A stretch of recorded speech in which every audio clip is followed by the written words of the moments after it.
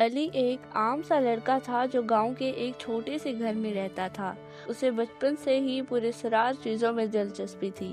ایک دن جنگل میں چہل قدمی کرتے ہوئے اسے ایک پرانا سا دروازہ نظر آیا جو ایک درخت کے درمیان لگا ہوا تھا۔ حیرانی کی بات یہ تھی کہ دروازہ کسی دیوار میں نہیں بلکہ فضا میں معلق تھا۔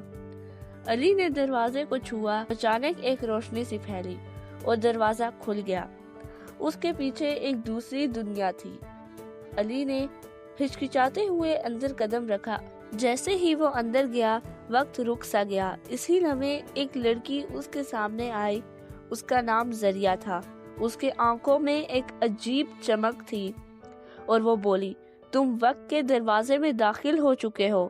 اب تمہیں 3 آزمائشوں سے گزرنا ہوگا، تبھی واپس جا سکو گے۔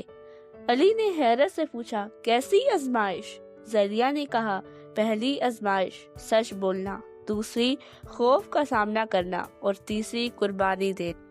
پہلی آزمائش میں علی کو ایک سائے نے گھیر لیا۔ وہ بولا، اگر سچ بولو گے تو آگے بڑھو گے، ورنہ ہمیشہ یہی رہ جاؤ گے۔ علی نے اپنے ماضی کے تمام جھوٹ بتا دیے۔ سایہ ہنسا اور غائب ہو گیا۔ دوسری آزمائش میں اسے اپنے سب سے بڑے ڈر تنہائی کا سامنا کرنا پڑا۔ اسے ایک ویران جگہ میں چھوڑ دیا گیا جہاں نہ کوئی آواز تھی نہ روشنی۔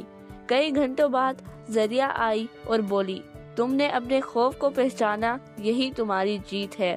تیسری آزمائش سب سے مشکل تھی۔ ذریعہ نے کہا، اب تم واپس جا سکتے ہو، لیکن صرف ایک شخص جا سکتا ہے، تم یا میں۔ علی خاموش ہو گیا۔ اس نے ذریعہ کی طرف دیکھا جو اس کی مدد کرتی آ رہی تھی۔ پھر وہ بولا، تم جاؤ، تمہیں یہ دنیا زیادہ عزیز ہے۔ ذریعہ مسکرائی، یہی اصل قربانی ہے۔ تم نے اپنا راستہ چن کر وقت کو جیت لیا، اب دونوں واپس جا سکتے ہیں۔ دروازہ دوبارہ کھلا اور دونوں دنیا میں واپس آ گئے۔